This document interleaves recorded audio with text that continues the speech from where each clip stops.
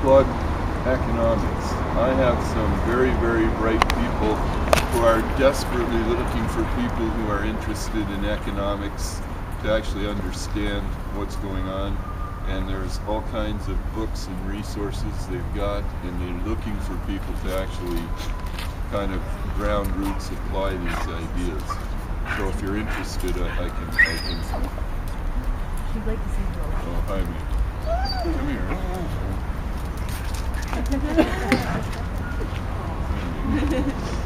Sit here. This is Megan. So a couple of things. Ethics, I think, only makes sense if you actually are starting from an actual understanding of a situation. Strong feelings are a starting point, but they're not sufficient for working out the nature of problems. But at least in terms of economic involvement, I think there are three different levels that might be helpful to, in terms of thinking about the way that people are involved in various economic cycles and structures and reciprocal relationships and what have you. And the first one, of course, is basic self-interest. People usually do things because they want to get some benefit. And most of the time, as long as people are on their best behavior, that works. But not always. And eventually, we realize that for our economic well-being, that is, getting the basic stuff to feed us and to shelter us and to give us our basic needs on a regular basis, we require some kind of social order. And so you've got a second level. And usually people can recognize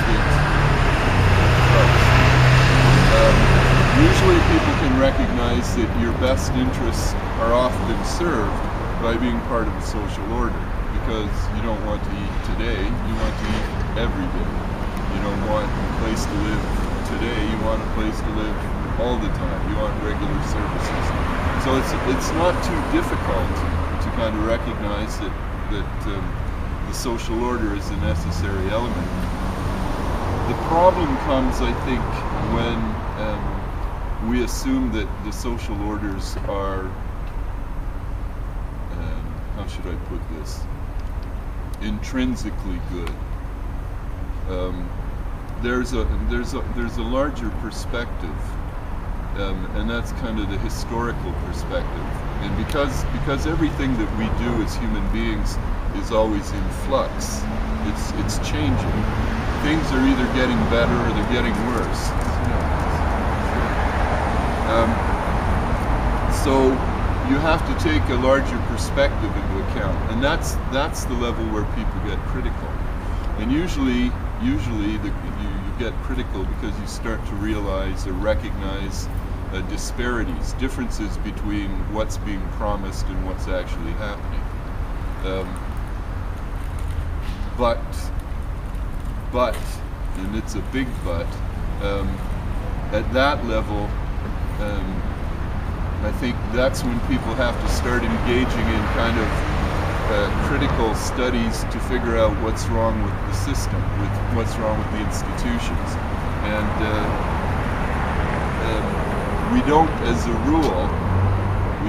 rule, encourage that kind of thinking. We don't encourage it in education, because education is also a conservative institution. And all institutions usually have as their primary reason for existing their own continuation. So you're usually not getting a whole lot of critical thinking in the institutions themselves. And that's kind of, I think that's kind of the tricky bit. How do you institute a recognition that there is a required level of order, and yet have the people participating in that order reflecting critically on it so that you can adjust to new conditions, to new situations, and to mistakes. For example, when you finally start realizing, I hope, that the economic system that we have right now doesn't work, and giving people money to solve the problem, who created the problem in the first place, without getting them to actually tell you what they're going to do differently than what they did in the first place, I think would have been a logical first step, but I don't think anyone actually took that.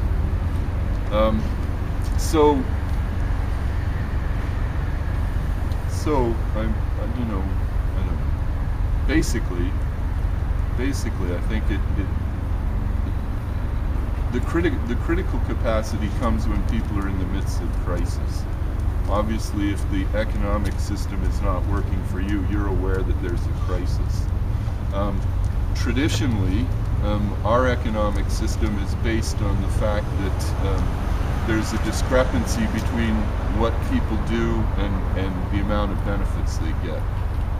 I don't think that has to be an essential part of a functional economic cycle, and yet this seems to be fairly much taken for granted in most of the circles that I hear people talking about this. That the capitalist system is essentially the best system, it's the freest system, and that it's the fairest system because the benefits flow to people according to their, well, I'm not sure what. I don't get that part, but and I'm increasingly surprised by the fact that the system doesn't work, doesn't seem to be generating any kind of critical responses from the people who are supposed to understand how it works in the first place. Which takes me back to the economic stuff, and I think that in order to do the ethics correctly, you actually have to understand what happens in ethics and, or in economics, how economic cycles work, what the important variables are,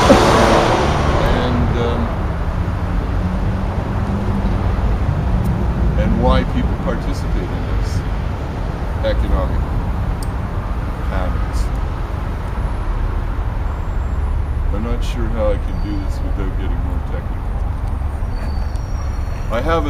I have a friend at Memorial who wrote a little story to kind of illustrate this. He talks about going to his grandmother's in Carsdale in Nova Scotia, just at the foot of the North Mountain. And his grandfather was a retired pastor, and they grew vegetables in their garden, and they collected fish from the fish weir. And they collected fish in the fish weir because you can get more fish from a weir than just fishing with a line.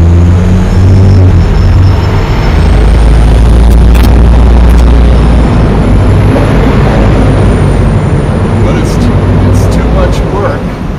It's too much work for one family to operate a fish weir. So once or twice a season, all the people in the community would come together and help his grandparents fix the weir so that they could go collect the fish twice a day when the tide went out, and then they could smoke the fish and trade the fish and what have you. There was another family down the road that Mike's family knew, the Porters, and the Porters had milk cows. But occasionally they had problems, like one season their barn burned down. So everybody in the community got together and helped them build the barn, because everyone realized that it was in their best interest for these people, the Porters, to continue having milk cows, because everyone in the community would then get milk. So there are individual skills and there are individual projects, but in order to keep the infrastructure going, people